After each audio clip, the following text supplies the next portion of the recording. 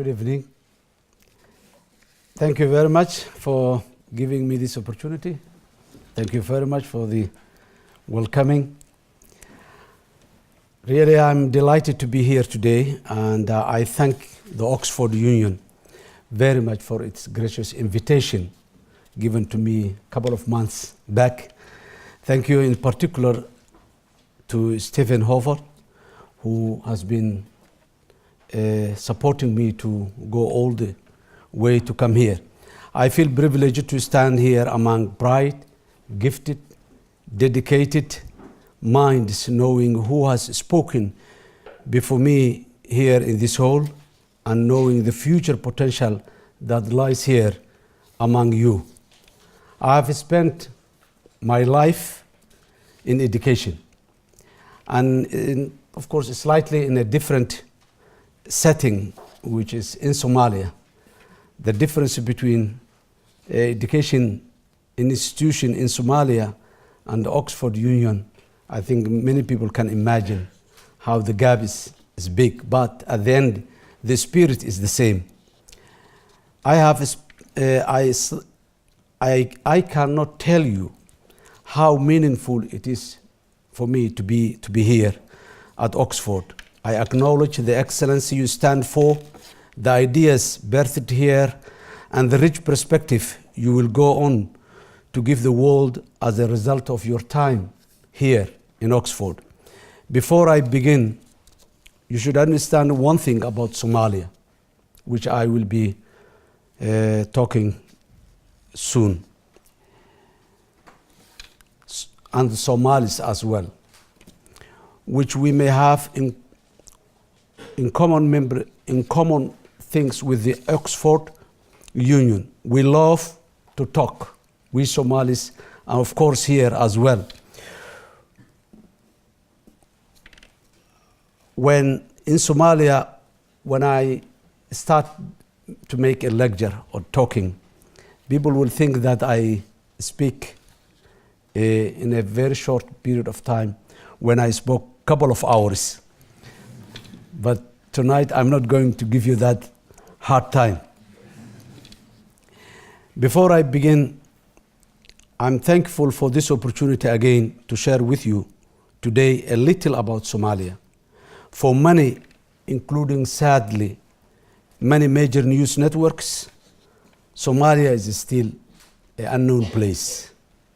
According a country known more through the myths told about it than through the reality. Of course, it's largely synonymous with some Hollywood movies which are very famous, like the Black Hawk Down. How many people have watched the Black Hawk Down? Great. And what about Captain Phillips?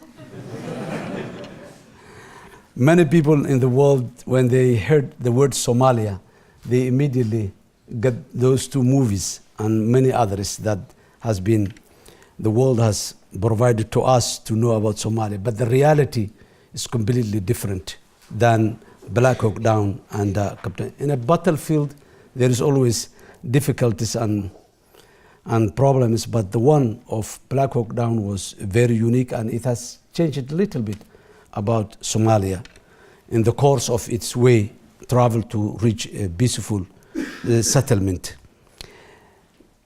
People know we have sharks, since we have the longest coastline in the African continent. Still, that's very famous, and you must have heard some international expatriates who lost some of their limbs in the coasts of Somalia where they were swimming in those beautiful beaches. Today, I hope to shift this perspective a little bit to incite your curiosity and perhaps apply a little what I have learned in my time as a teacher, as a researcher, as a civil society activist, and in more recently as the President of the Federal Republic of Somalia. And remain now still a politician in Somalia, being a president who finished his term peacefully. I got the credit to remain a permanent member of the parliament in the rest of my life in Somalia.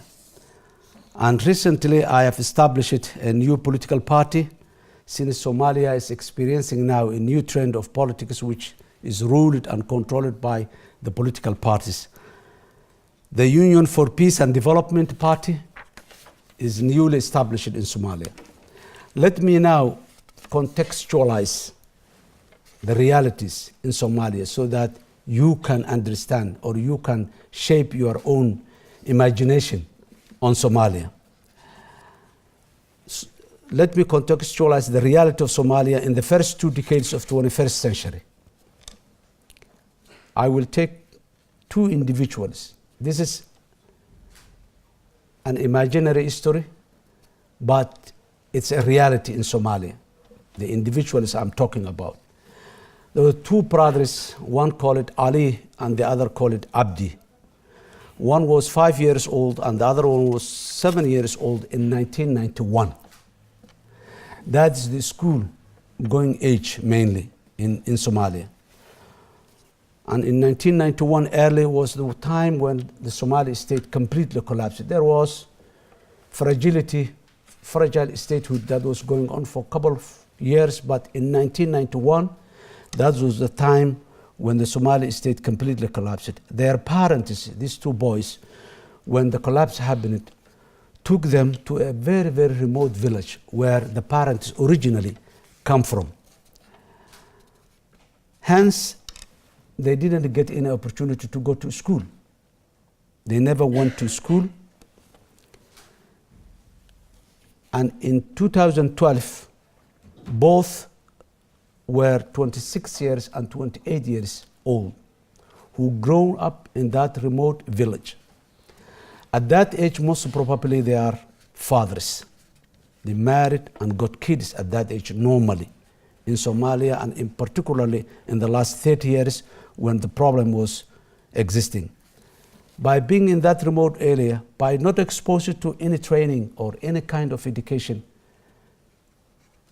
their capacity or their ability to be employed, if there is any employment, was 0, number 1.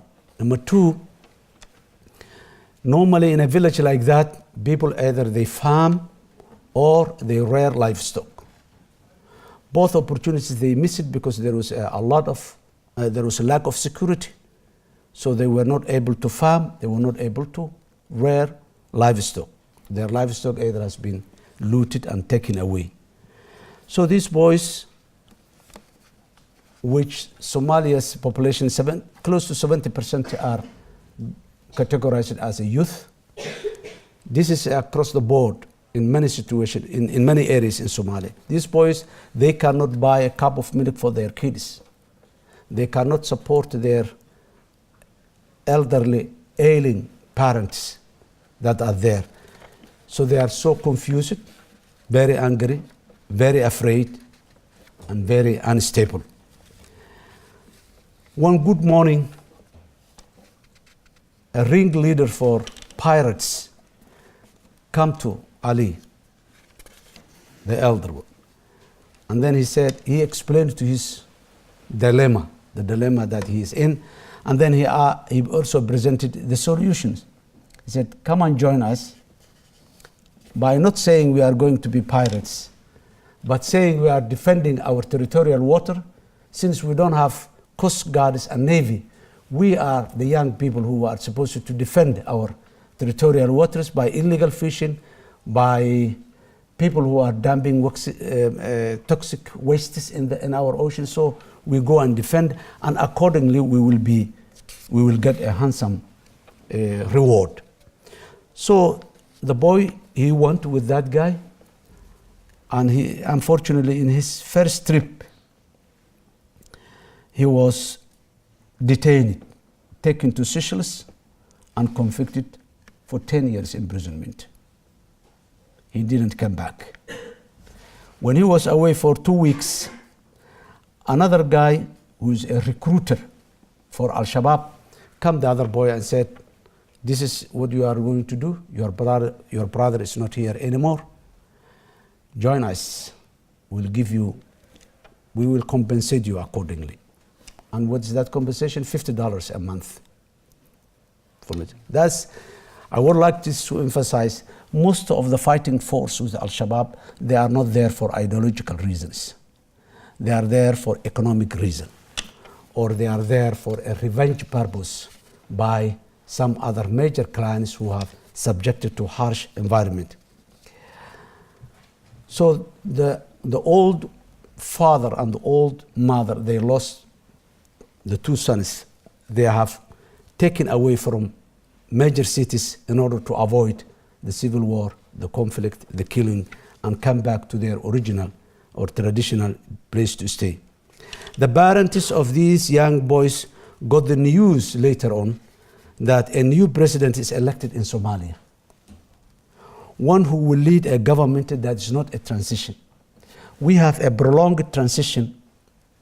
Transitional government is established in Somalia in 2000 until 2012. We have 12 years of transition, which is one of the longest transitional governments that the world has experienced. So now this news has come, that a new president has elected. This new president will lead a permanent government, a government that is not in transition. A transitional government has a characteristics that is completely different from a permanent or stable government.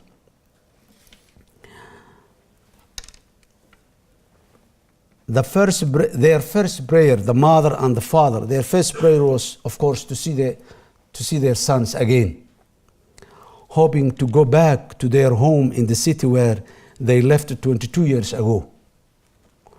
For them, the election of the new president that leads a permanent government is a panacea for all their problems.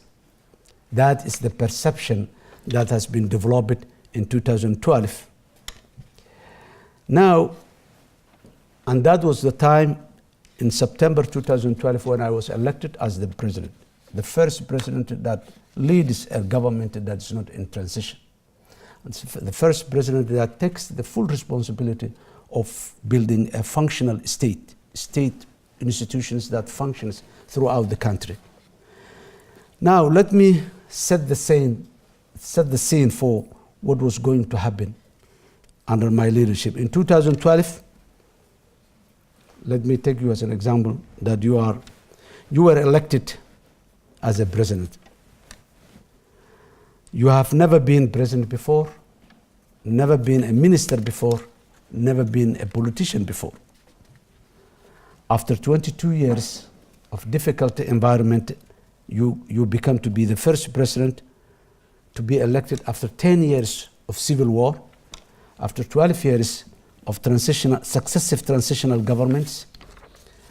The establishment of this permanent non-transitional government has taken the expectation of the people more than anything else. Now I want to, what was the real environment that president has come.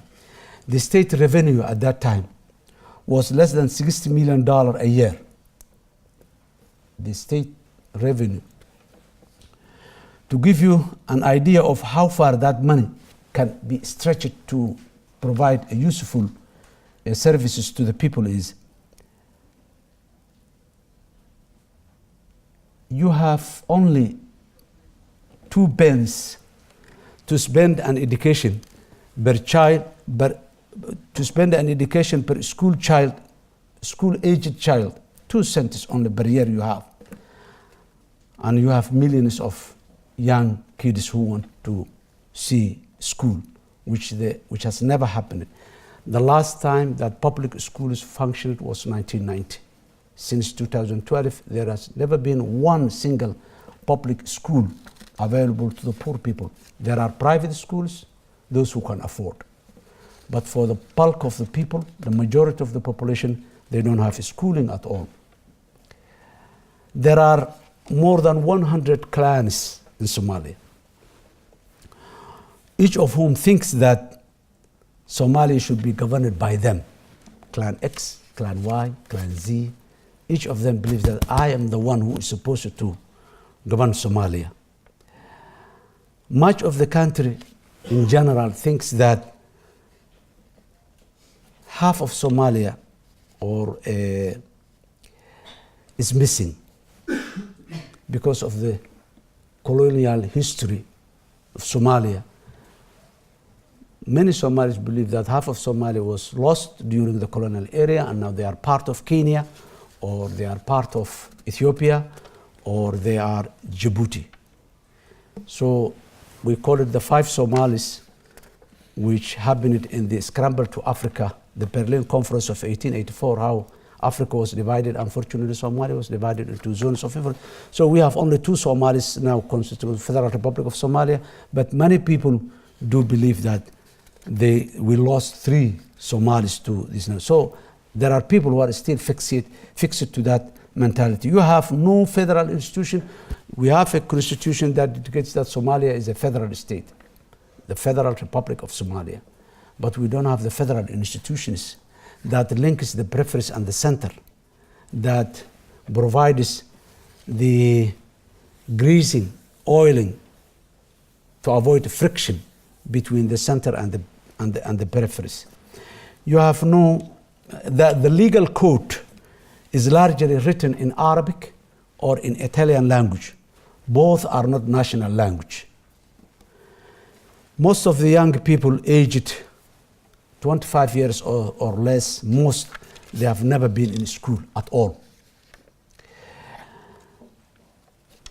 There is no functioning industry where people can get some sort of employment.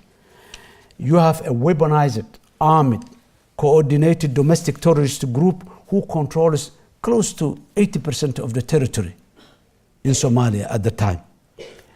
The international community finally has funds to spend in Somalia, but they don't want to actually come to Somalia, the real Somalia. They put a fence around the international airport with more than 24 troops from the African Union protecting them on their side of the fence and not on the other side. And a Somali to go into that fence, he has to get a permission. Otherwise, he cannot go in. Or the international community stays in Nairobi, almost a 3-hour flight with a lot of difficult immigration processes that goes there. So there is a distance between the Somalis and under this situation, the high expectation of millions like the parents I mentioned above, the question is, what are you going to do first? What is your priority? There is a long list of needs, and every need is priority. So deciding which to do, the first thing to do, is a big question. This may seem some sort of fictional story, but this was the truth of the situation when my colleagues and I formed the first government in 2012. We were building a state basically out of a sand, which is impossible to keep it now. Now, up until 2012, most Somalis belong to one of two groups. Both of their basis is a fear. The first group, whose main fear was the state itself, because Somalia has experienced a predatory state that has done all the bad things to the people, killing, looting, raping, everything that the people were expecting from the government was lost, and this was the result. That's one group. They're afraid of state. When they hear the state building, state program, this is the president, this is the minister, they immediately get scared that this is going to come back again after 20 years. That was one group of Somalis. So convincing them, telling them that the state is a neutral institution that serves you, that provides you services that are needed, was not easy to convince the people. The other group was when the civil war took place, you know, in everywhere there is a major, minor, major clans, minor clans. There are minority in some parts of Somalia. So a lot of people have been misused. A lot of people have been abused by taking their property, by killing their people, by displacing them. So this group, they are afraid of the statelessness. One group afraid of the state. Another group, their fear is based on the stateless. When there is no state, what's going to happen? And then they see those major or bigger clans who abused them now becoming the state by themselves. Because who is the president, who is the prime minister, who is the speaker of the house, who is the minister? Mostly they see these major clans again occupying this place, and then the fear comes back to them. So in that context, many people now urged reconciliation, reconciliation, reconciliation. We knew that we could not move forward to build a lasting peace without forgiveness, without reconciliation. I was, and I'm still committed absolutely to the process of reconciliation, but it's not simple. Reconciliation is not simple by itself. There are two important prerequisites in any reconciliation to be a long-lasting one. The first is to believe it is a process. If you consider the reconciliation, social reconciliation in particular, is an event that we get together, we hug each other, we said, I forgive you, and we leave, and that's it. It can't happen like that. It is a process that goes on from one place to another, from one group of the society to another, from one issue to another. So it's a very time-bound. Reconciliation is a process. The second thing is reconciliation to be a last long, you need an authority. Without authority, whatever that authority is, whether that is state, whether that is traditional elders, group of traditional elders, clansmen, whether that's religious figures who the people believe, but there must be some sort of authority that makes sure that once reconciled, we do not relapse back. Here I'm giving another good experience that I was part of it in early times. In parts of central regions of Somalia, two neighboring clans were fighting each other.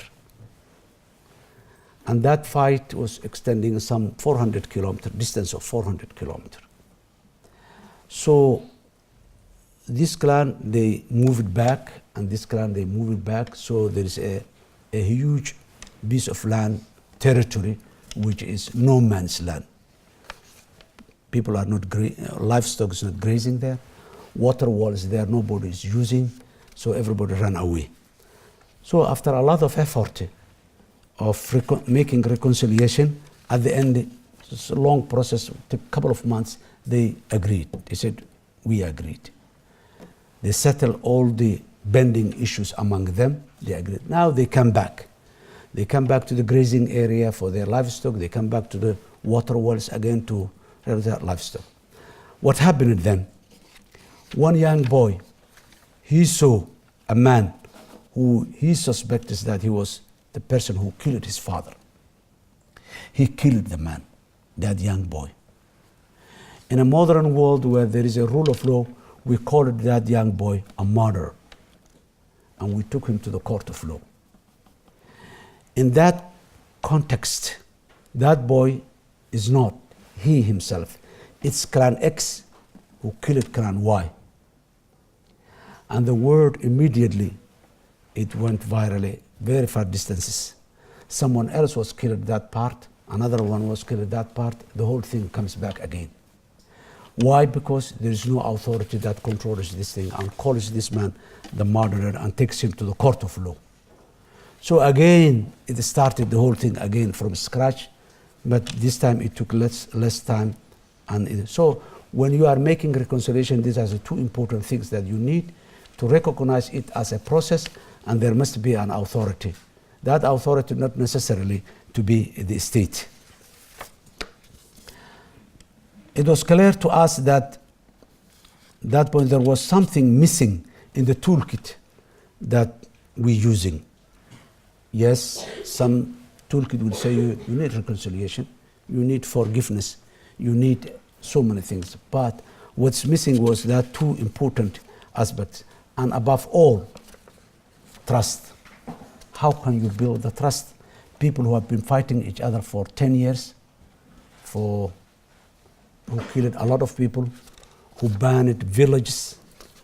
How can you bring back and make them in our level, in my position? How can you convince it that the militia of yesterday, of Clan X or Clan Y, today is the policeman who will protect you, who will help you when you need help? How can you make the people accept that? It's a big challenge. The next is the woman, the mother, or the father, or the young boy who knows that Mr. So-and-so was the militia of Clan X of yesterday. How the policeman, because you do not invent new people, you do not bring people from Mars. This is the people who are going to be the police, are going to be the judges. So this boy who was militia yesterday, but today is a policeman, how he himself make believe that now you are a policeman, you serve the people, you protect the people, but these faces are Clan X who have been fighting with us for 10 years. So you know both sides, and this is the challenge in that post-conflict environment mainly. But trust is very important. These stories I'm telling you illustrate several aspects of the main issues facing not just Somalia, but I do argue any country emerging from conflict, trying to resurrect a country that has been engrossed in conflict, which has destroyed everything from institutions to trust of the people, is that you constantly have to hold two tensions together. One is, what do we need to do to solve problem? And that problem is what? It's not one. It's a long list of problems. And the second is, what do we need to build foundations for the future? You cannot build foundation for the future without having a trust to the state, without having trust among the people. This is the challenges that always are.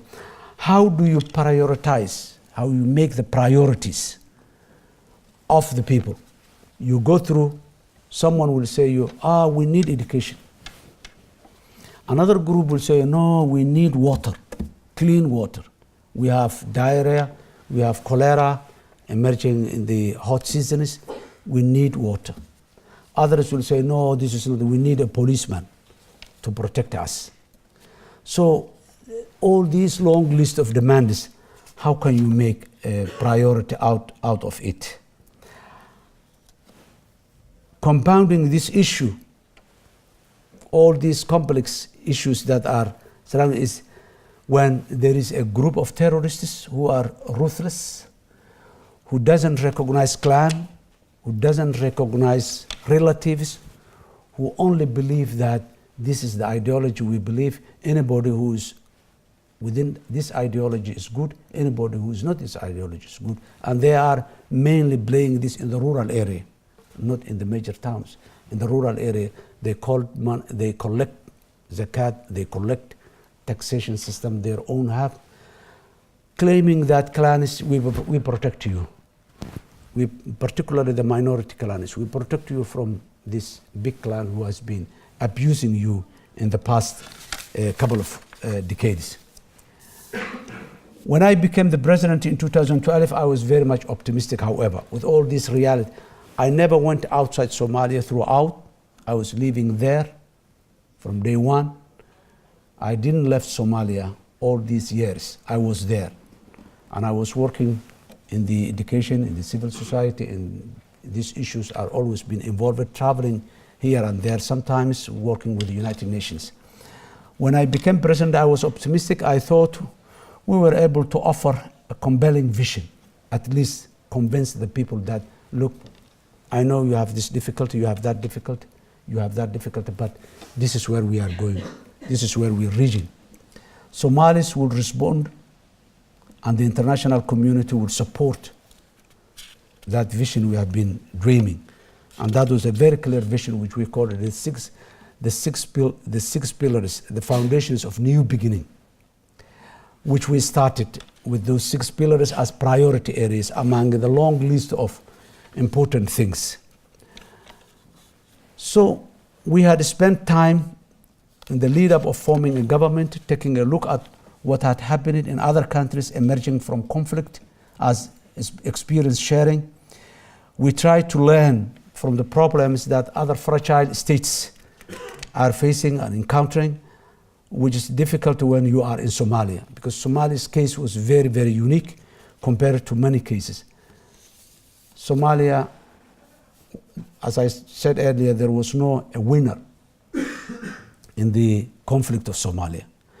And there was no a very strong international partner standing with it, like, for example, what the United Kingdom did for Sierra Leone, or what the French did for Cambodia. There is always, in every collapsed state, there is no one single country who did it by itself. There is always some sort of international support, whether that's bilateral or multilateral. Yes, a lot of attempts have been made at the multilateral level in Somalia, but it didn't work. It didn't work, and it was the case of Black Hawk Down was one. There was a good opportunity, missed opportunity in early 1990s when United Nations, United States government, almost all European Union governments went there to pacify Somalia. But some of the warlords they were not ready to take the peace, and they fight. And this is what has happened, and the international community abandoned Somalia. So the experience of other countries in many areas was not applicable. It turned out to be we were not the only ones with ideas of how best to start reestablish Somalia. There were other countries, other friends who had some deep thinking about this too. Let me give another example. The Germans had undertaken a pretty decent needs assessment in Somalia in early 1980s when everything was stable. The issue of 1980s was development. There was no civil war, there was no crisis. So this was the time where the German government made an assessment to support Somalia, to build a whole program and fund it with $80 million. That $80 million never come to Somalia, because before it came, the collapse has happened in 1989, civil wars started, and 1990 the collapse happened. That money was bought somewhere in Germany, and it was there. When we came to the office as a government that's not transition, they came to us and they said, we have 80 million for Somalia. That 80 million was there almost 25 years. And we were very happy to accept and said, thank you, bring it. But you know, that package was designed and developed 25 years ago. The environment of 25 years ago, the situation of 25 years ago, which is completely different from the situation of 2012. And it was not flexible. Although the German diplomats in Somalia have tried their best to convince their government that this is not applicable now, it was very difficult to modify and convince the German government so that this will be, the priorities are changed.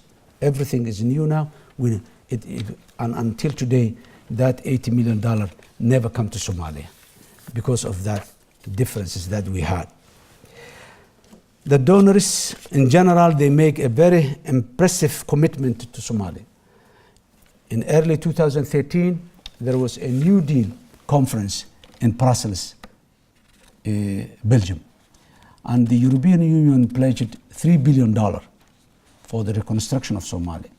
And this was very clear and loud. They said, this money is not for humanitarian, This money is for the reconstruction of Somalia. So there was a pledge. Every country, we pay 50 million, we pay 100 million, we pay 600 million, we pay, so all put together, euros of course, all to put together it is equivalent of $3 billion. We agreed some sort of mechanism that how this is going to be useful to the Somali state. Because in our time, early 2013 was, how can you make in the eyes of the Somali citizen that the state is relevant? While the state has no budget, while the state does not control all the territory, while the state cannot provide services to the people, how can you make the ordinary citizen, most of them uneducated people, that there is something called a state which you need? Why do I need? That's a big question. The other thing is that we federalized Somalia, we established federal member states and the federal government, the central government. Now, in that environment where the trust is that much low, what incentive do I have as the president of Somalia, or my government has, for the federal member states outside the capital? Once you cannot support, once you cannot help them to solve some of their problems. If they have a problem, financial problem, you cannot provide them finance. If they have a security problem, you cannot provide them. So what makes them, what attracts them to the center? And then this is where the international community comes. They said, aid is not politicized. Aid must not be politicized. So if we give, or if we consult, or if we give role to the government will politicize. So we directly go to the people. So these periphery administrations, they have all the access to it. USAID is going to build a hospital, they go directly to them. DFID wants to build a school, they go directly to them without passing through the federal government or the central government. So in the eyes of those people, what's the useful? Why do I need a central government that stays there in the capital, which cannot provide some of our needs?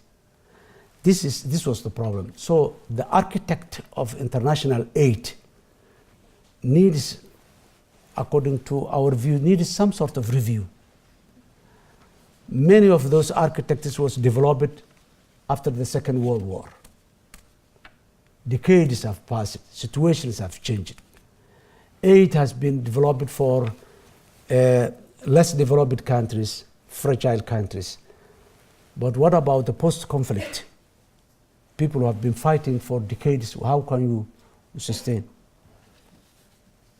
So the international architect of aid and development both needs a very good review of it. Somalia was one of the best countries who have received the largest amount for the New Deal. In almost all post-conflict environment, there is a New Deal that have been pledged. And pledge and reality is completely different. Two different things. Somalia was one of the best we have because we received $8 to $12 million out of the amount that has been pledged into the government system, into the government treasury, into the government budget. That was there. The rest never come to the government budget. It has been given to the international NGOs, local NGOs, other multilateral, United Nations, other multilateral institutions, which has their own priorities, their own agendas, not the priorities of Somalia, not the priorities of the people.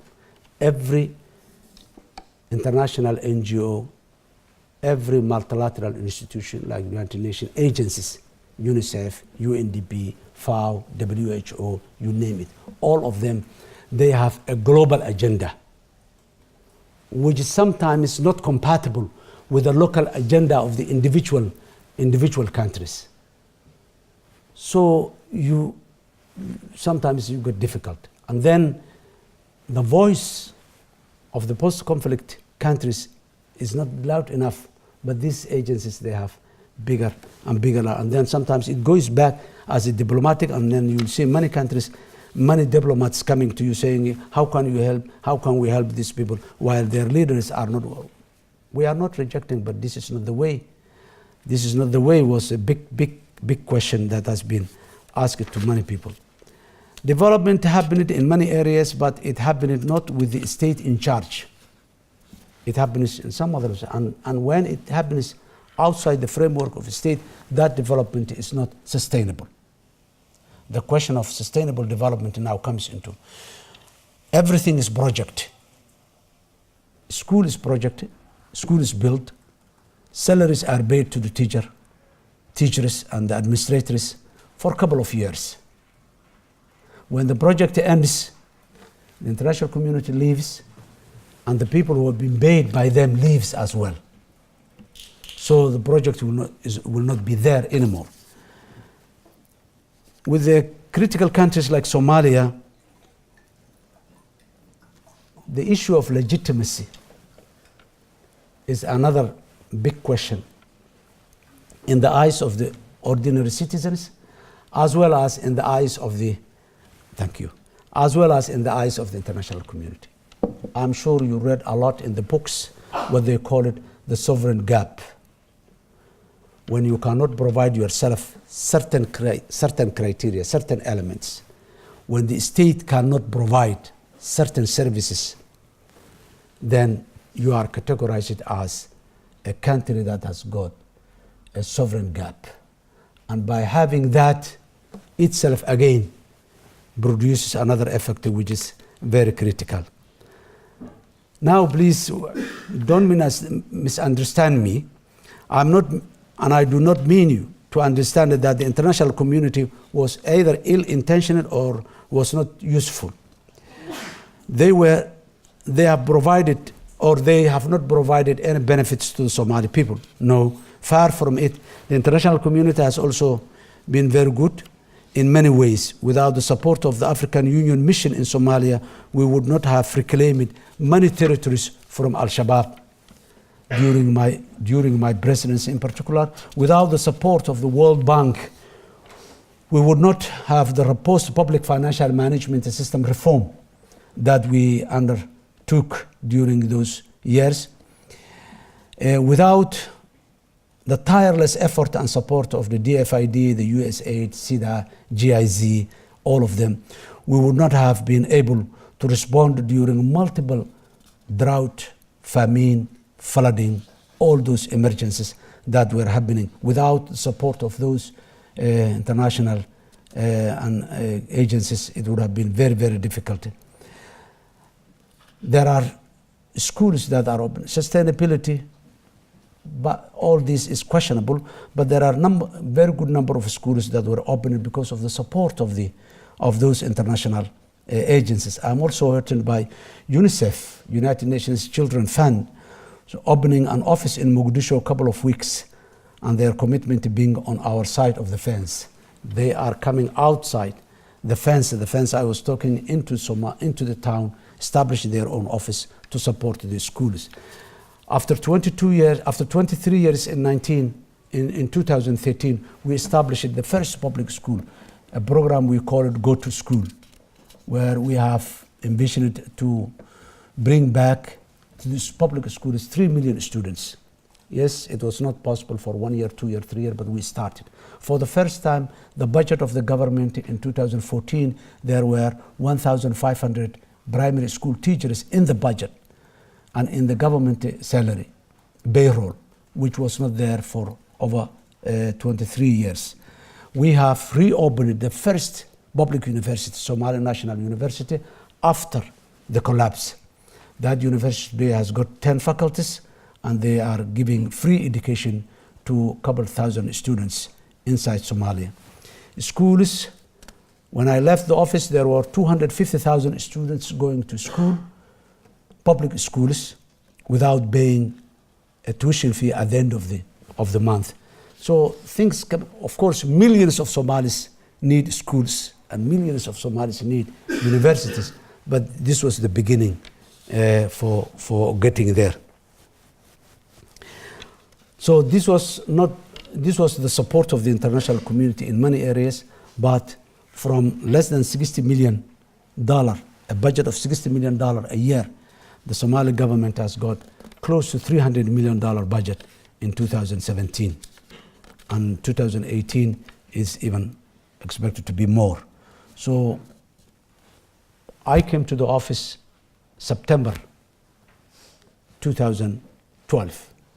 So that was almost the last quarter. October, November, December, we have the last quarter of the year.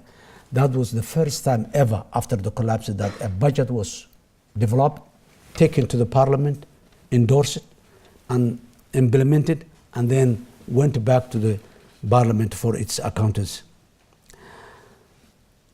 All this gratefulness for the Somali people as well as the international, my gratefulness does not obscure my observation. What I was telling and sharing with you is the observation, what we have seen in the ground, that the architecture of international system is completely unworked and it needs a big review.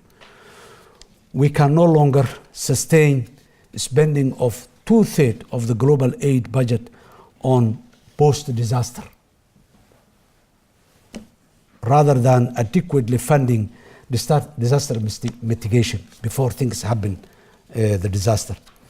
How many millions have been spent when recently there was a tsunami and earthquake in Indonesia, and how much money the international community has spent in Indonesia for the mitigation of, because that's a country where earthquakes, tsunamis are always there. What is the mitigation mechanism in place before the disaster has happened? The speed of today's world renders its acute lack of flexibility and nimbleness acute. The boomerang nature of funding system, its reliance on of course, the Northern expertise, its homage to the Northern think tanks, reflecting Northern way of thinking only, is endless bureaucracy. None of these things are sustainable in the post-conflict environment, in the fragile states, in what we used to call sometime back the third world. If the international aid and democracy architecture is to survive, then it must be reshaped again. It must be reviewed. It must be redrawn in some aspects. First and foremost, of course, with Somalia in mind, what we need to see is a couple of things. Putting the why before the how. How we deliver, because as I said earlier, the international aid organizations, they have their own agenda when they're coming, global agenda. They want to implement that global agenda, whether it's in Somalia or Afghanistan or in Uganda or in whatever place. That international agenda they come with, without making it the real.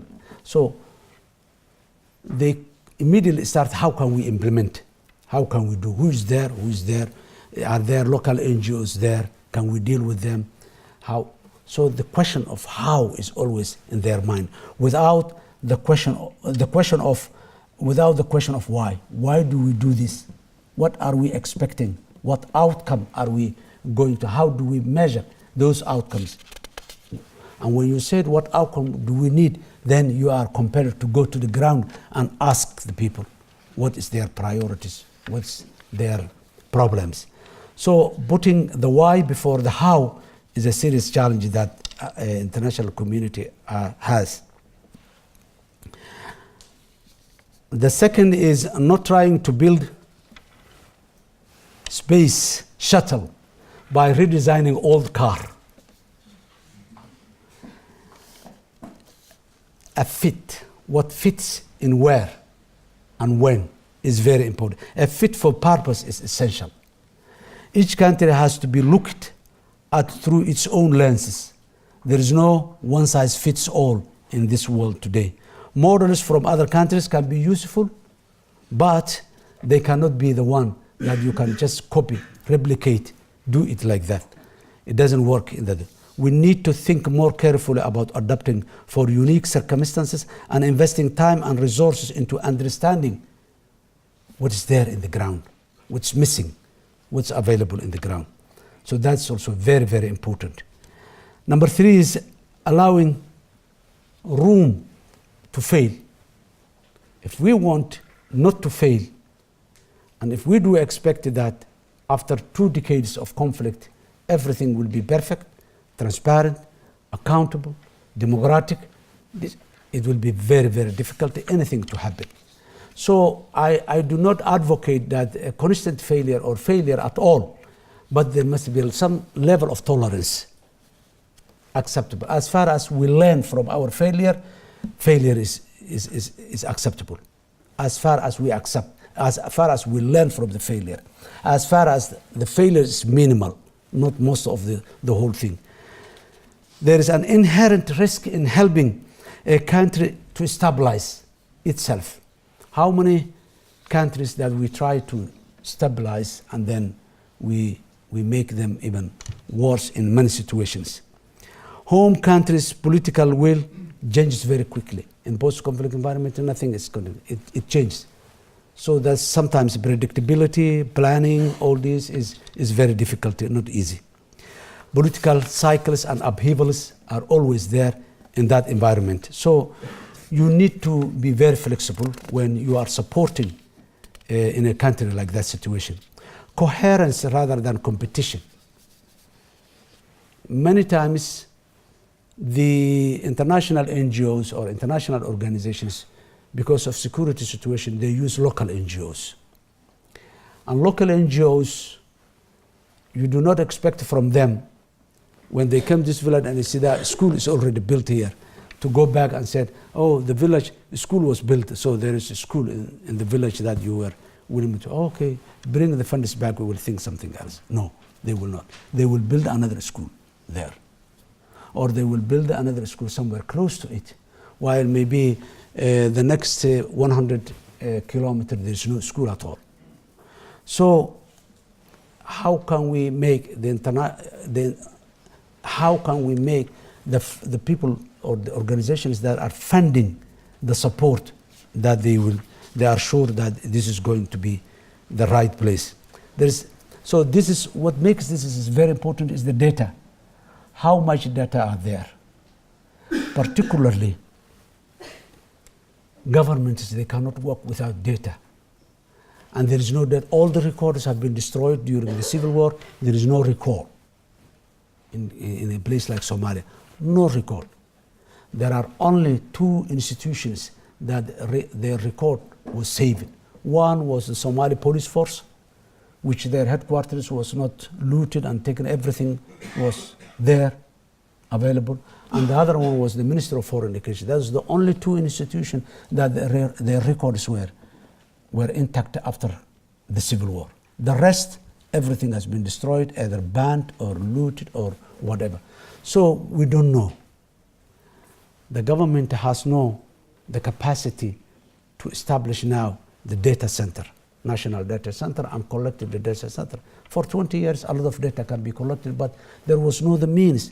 But the internationals, when they realized that this is the case, now they go. Because, the internationals, they have the financial capacity and they have the technical capacity. They can hire whatever capacity, local capacity was existing in the ground, while the government cannot hire, because the government has no funds to hire the best minds, the best brains available in the country. So the international community and the international agencies like the United Nations Development, UNDP, or as I say, DFID or USAID, they, in order to make now things happen, they develop a lot of data. But the problem is that data is theirs. It's not for the government. So there is a government in place, wanted to plan and has no data. How can we make a plan? So it only took us a couple of years to get some, not all, some of the data. And we produced the first national plan in 2016. The first ever national plan after the collapse of the state, after 26 years. On major reason why we were recently, the government has established a Center for Statistics. So things are now coming up gradually, but mainly that was the process. So there is no, we compete to each other instead of we cooperate. If I have a piece of data, share with you that this is what I have. This is what's with me.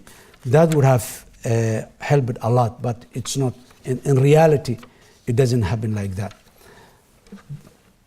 Somalia is a resourceful country, particularly the natural resources, oil and gas. There was a lot of exploration, a lot of seismic surveys in Somalia in the last 50 years, 60 years. There are a couple of international oil companies that was signed a contract with the government before the collapse in the 1980s and 70s. Since after the civil war, all the data was destroyed. We don't know which company contracted to which block or which area or which where. We don't know what were the terms that the past government has agreed with them. So we wrote a letter to, first of all, we recognize those contractors are still legitimate because of force majeure. Civil wars have happened, that's force majeure, so we accepted that. But we asked them to give us the data. They never did it. So we were compelled to hire again seismic agencies to make the data and establish our own data center for these hydrocarbons. Finally, I cannot speak of Somalia alone without speaking Africa in general. I'm sure that many of you have seen the steering speech on behalf of the African ownership by the president of Ghana, Nana Akufo, when he was receiving or making a press conference with the president of France, Macron, in Ghana. I truly believe that Somalia has all the ideas and energy we need within ourselves. That president, he presented to the French president the challenges that Africa is facing, many of which Somalia shares with that, and its public domain is available on the internet if you go through.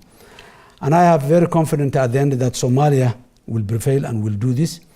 I look forward to playing my part in making this happen with a young, vibrant, entrepreneurial population, the longest coastline that we have, the fertile soils and the rivers we have, the mineral wealth that we have, Somalia strategic location that it's located in the world.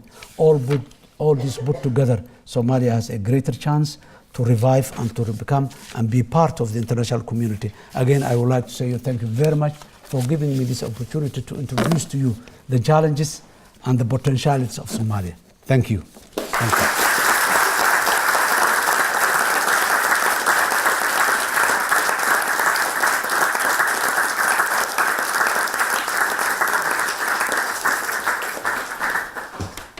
Thank you. We'll just take one or two questions from the audience quickly before we have to go. I recognise the gentleman here in the grey jumper and the pink shirt. Looking at the long-term prospects for defeating Shabab, do you think that's something that can arise from endogenous strengthening as tribes reconcile, as the institutions deepen, or do you think ultimately you still need greater external support from the AU, from the UN? Okay, thank you. Thank you. Well, Al-Shabaab, as I said, is a phenomena that exists in Somalia, is an ideological organization. Well, it's very difficult to defeat Al-Shabaab with conventional war. Not only Al-Shabaab, but any terrorist, local terrorists. But what we have done was, when we come to the office in 2012, Al-Shabaab was very close to the State House. They were not very far away. But at the end, we pushed them back to the rural area, take over most of the towns and cities. They are still there, and their impact will be felt even if we defeat or even we reconcile with them for the long years to come. We've offered a number of times reconciliation. We offered a number of times dialogue. But unfortunately, so far, they have not positively responded. But the reality, the experience shows us they cannot be defeated with a conventional war. Their capacity can be reduced their role can be reduced, but to eliminate them 100%, it won't be easy. It takes long years and it needs out-of-the-box thinking. Thank you. Thank you. Yes, taking one more. Yes, the gentleman over here. Thank you, Mr. President. Thank you very much for your time and for your update. Somalia officially became a federal government in 2012 after a new professional constitution was adopted. And since then, the federalism appears to be central to Somalia. The word federal itself appears 710 times in Article 1 of the 2012 professional constitution. And many Somalis, as you're aware, feel that the type of federalism being promoted in Somalia is a foreign initiative and it's being imposed rather than consented by the people. And it legitimizes territorial location for clan ownership, and it does not recognize concept of citizenship. One of the astonishing fallacy about the federalism in Somalia is that the claim that Somalis did not reconcile but agreed a collective on constitutional federalism, and many Somalis disagree about whether federalism is recipe for state building and peace building, and even whether such a system is practical or if federal. So my question is federalism in Somalia the best direction for states like Somalia, and is federalism solution for Somalia's prolonged problem? Thank you. Thank you. Well, you expressed some points very rightly. Somalia, you know, when there is a state in place, the state has to function according to the rules that have been put in place, according to the constitution that is in place. So the Somalis have agreed long time to be a federal country, federated country. Why the Somalis opted the federal system is a different question, but the reality is that Somalis have agreed to be the country to be federated, number one. Number two, geographically, when you talk about Somalia, if you talk about a particular area, region, district, whatever, indirectly you're talking about a clan. When you say region X, you're talking about clan X. Either one clan is in that region, or there are a couple of clans, but there is always one major clan who dominates the others. So geographically, it's there. Somalis, they live in that type of thing. So the only way to establish a federation was to say, in 1991, when the state was collapsing, there were 18 regions in Somalia. 18 regions. So the constitution says 2 or more regions, if they join together voluntarily, they can become a federal member state. 2 or more. So this was what would we come. When I come to the office, this was the constitution that was there, and these were the people.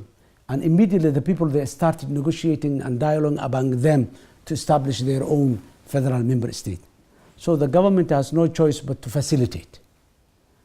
Government has no choice but to facilitate technically, to facilitate seeking international support for that. So that was how it established it. I don't think that the federalism in Somalia is inherently bad, no. It all depends on how the leadership, how the vision of the leadership sees the federalism. We established the federalism, the federal member states, but the states are there, but they need some sort of capacitating. They don't have the capacity, they don't have the resources, they don't have, so many weaknesses are there. And that is the only way that the governance can be expanded throughout the country.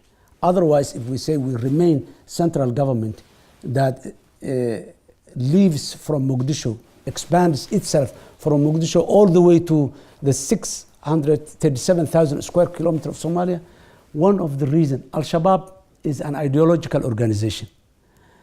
And ideology has no citizenship and has no territory. Why Al-Shabaab is Somali?